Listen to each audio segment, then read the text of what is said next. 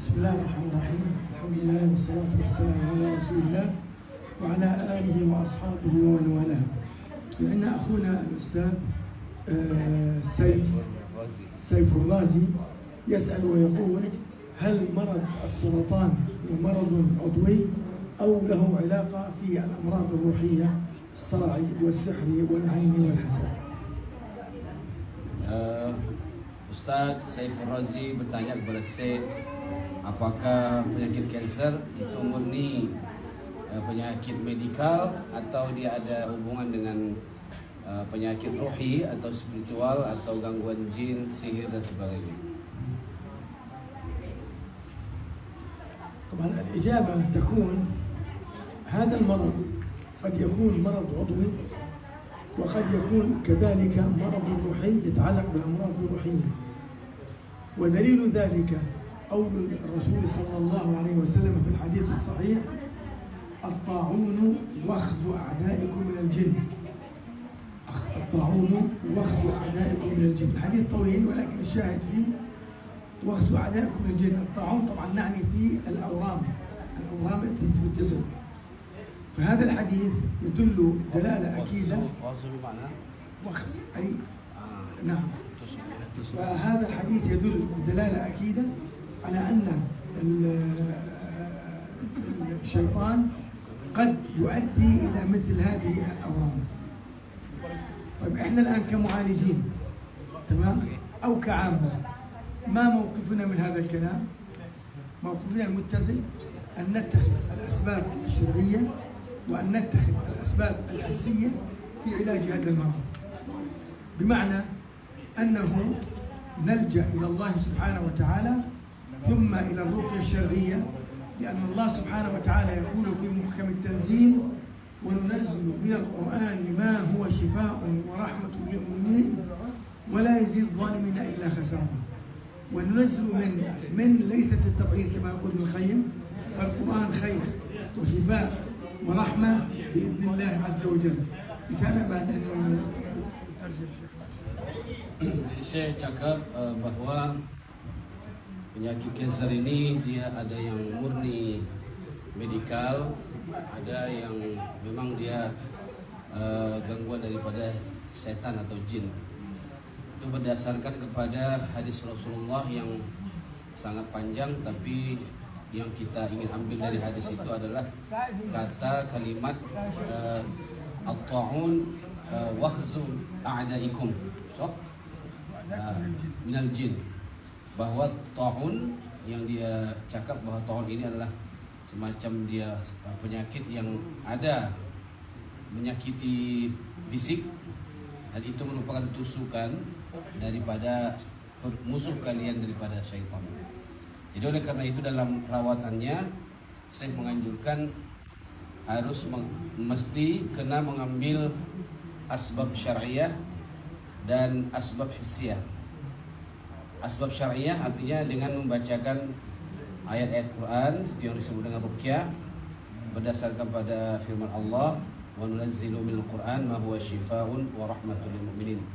Kami turunkan Al-Quran itu sebagai syifa dan rahmat bagi orang-orang yang beriman. Kemudian boleh mengamalkan rawatan yang bersifat hissiyah, yaitu pergi ke dokter, hospital untuk merawat penyakit kanser tersebut. Jadi dua-dua boleh dilakukan, baik asbab syariah maupun asbab hissiyah. والسؤال الذي يطرح نفسه هنا: هل القرآن والسنة شفاء للأمراض العضوية؟ الدليل نعم، والدليل حديث أبو سعيد الخدري رضي الله عنه وأرضاه. أبو سعيد الخدري كان في مجموعة من الصحابة، فذهبوا إلى قرية طلبوا منهم الضيافة أن يضيفوهم، فأبوا أن يضيفوهم. يقول شيخنا الشيخ عبد العزيز بن عبد الله بن باز: وغلبة الظن أن هؤلاء إما أنهم كانوا قوم كفر أو كانوا قوم لؤم، وكما قال ذلك أيضا ابن القيم: أو قوم لؤمة. واحد جاي يقول لك تعمين، تقول لا طبعا.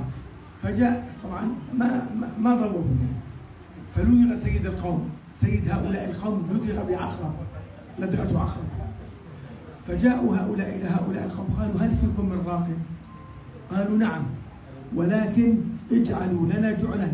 ليش؟ لأنه هؤلاء أبوا يضيفوهم، فقال إحنا بدنا نأخذ أجر، نقرأ عليكم نأخذ أجر. طبعا يتكلم أبو سعيد الخدري، وهو الذي رقى هذا الرجل، ولكنه أبهم نفسه في الحديث اتقاء الرياء، لأن الصحابة كانوا حريصين جدا، ما يريد أن يظهر، ما يريد أن يخشى الرياء، فقرأ عليه بفاتحة الكتاب، في رواية مرة وفي رواية 7 مرات، فك الرجل من عقابه.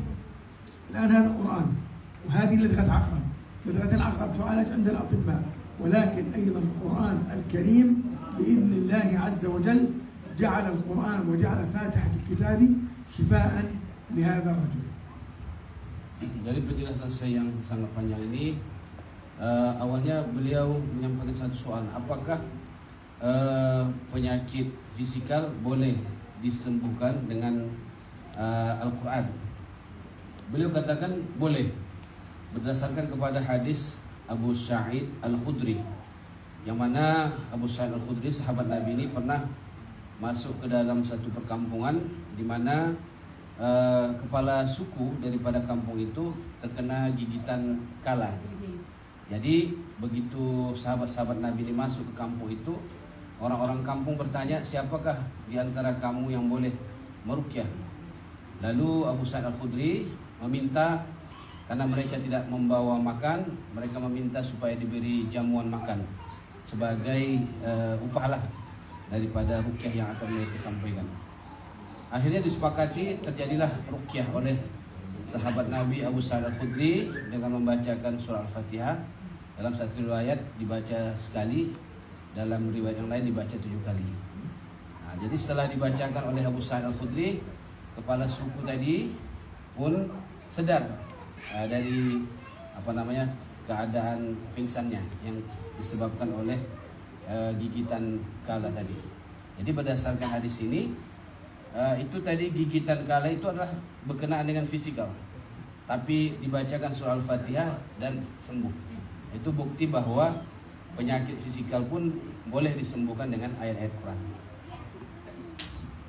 الآن الموقف المتزن المعالج بالرقى الشرعية كيف سوف يكون؟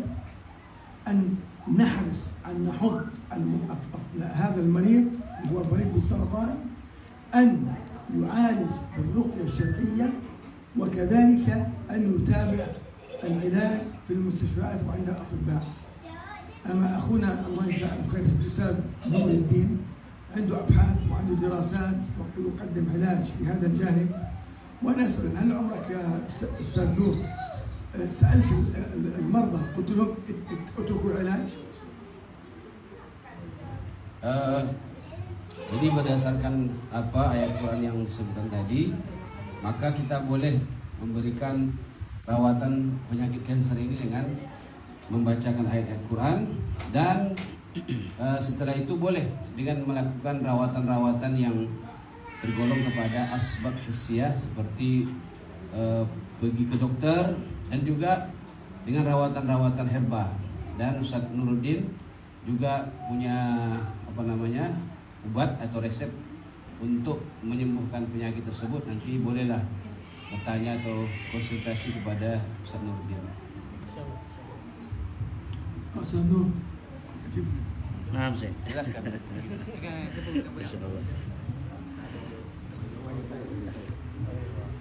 Masya Allah, jazakumullahu khairan kasiran Syekh. Ya, kita bertemu ulama kibar yang menjelaskan dan memverifikasi bahwa kanker itu adalah disebabkan syaitan. Dan saya menjelaskan bisa dengan Al-Quran tentunya sebagai syifa, ya, secara ajaib kita pakai, ya, dan juga bisa mengikuti sebab-sebab hissiyah atau sebab-sebab alami terjadinya kanker tersebut.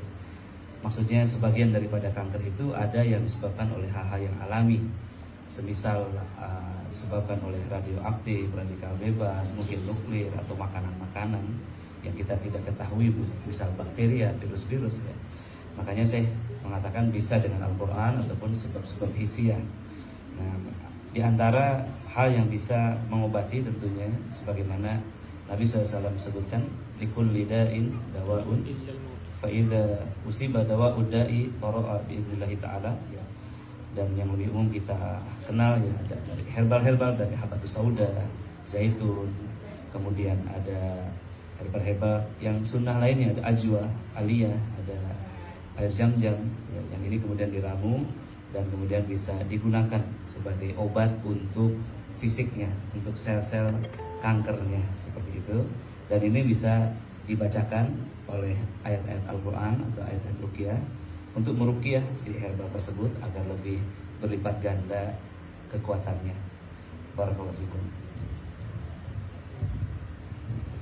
وهذا أيها الأحبة يؤكد على أنه مش فقط السرطان، أي مرض عضوي يصيب الإنسان يلجأ إلى الله أولا، لأنه الشفاء لا عند الطبيب ولا عند المعالج، الشفاء عند الله عز وجل.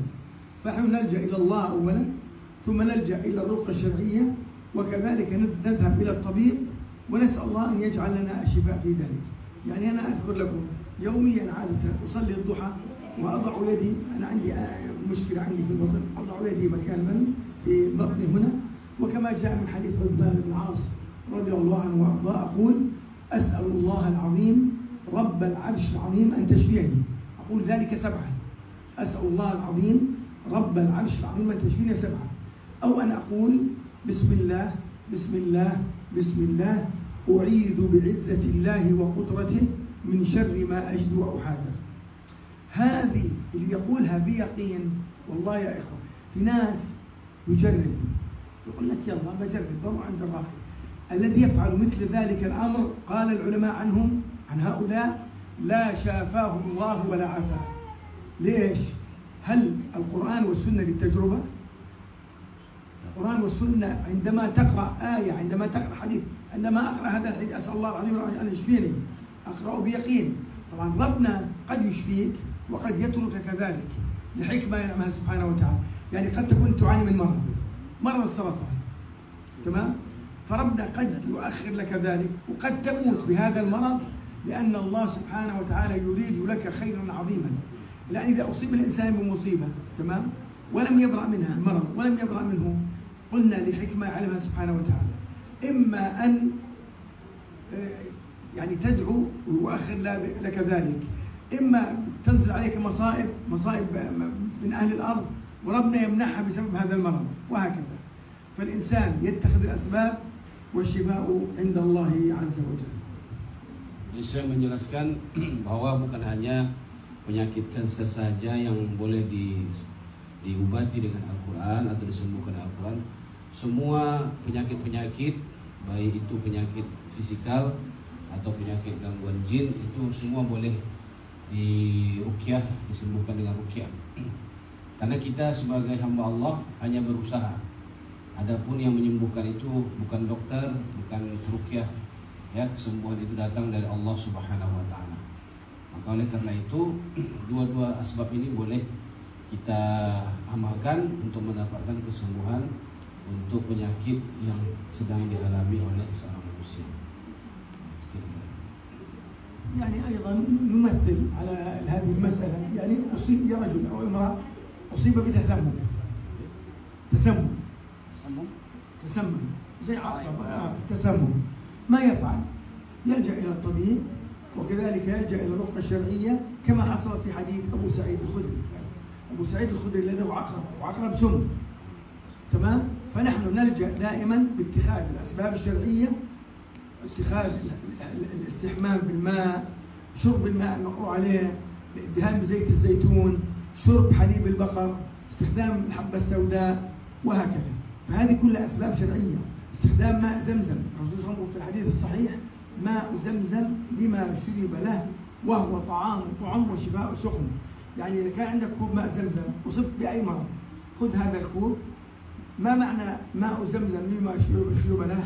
أي لو دعوت الله أن يشفيك شافاك، لو دعوت الله من مال أعطاك، وهكذا. فنحن دائما في علاج الأمراض العضوية نلجأ إلى الله أولا، ثم الرقية الشرعية، وكذلك العلاج والشفاء عند الأطباء والطبيبات. Tadi beliau menjelaskan sebelum ini bahwa kalau beliau merasa sakit, ya, lalu beliau melakukan sholat duha, Jadi setelah sholat duha beliau berdoa kepada Allah sambil pegang perutnya, As'alullah al-azim Rabbal arsyil azim an yashfiyani. Jadi itu beliau amalkan dengan membacanya sebanyak 7 kali. InsyaAllah itu menyembuhkan. Ini salah satu asbab syariah. Kemudian tadi beliau contohkan lagi orang yang terkena gigitan binatang berbisa, ya, tasammum. Nah, sebagaimana dalam riwayat Abu Sa'id Al-Khudri tadi, maka dibacakan ayat-ayat Al-Quran. Nah, tapi boleh ketika seseorang datang kepada dokter ya untuk merawat penyakit disebabkan oleh gigitan binatang berbisa, itu pun tidak ada masalah. Jadi dua-duanya boleh dijalankan sebagai salah satu asbab syariah, kemudian asbab hissi. طلعت المسألة شيخ. خلاص؟ الحمد لله خلاص جيد جدا جيد جدا ممتاز ممتاز جيد جدا جيد جدا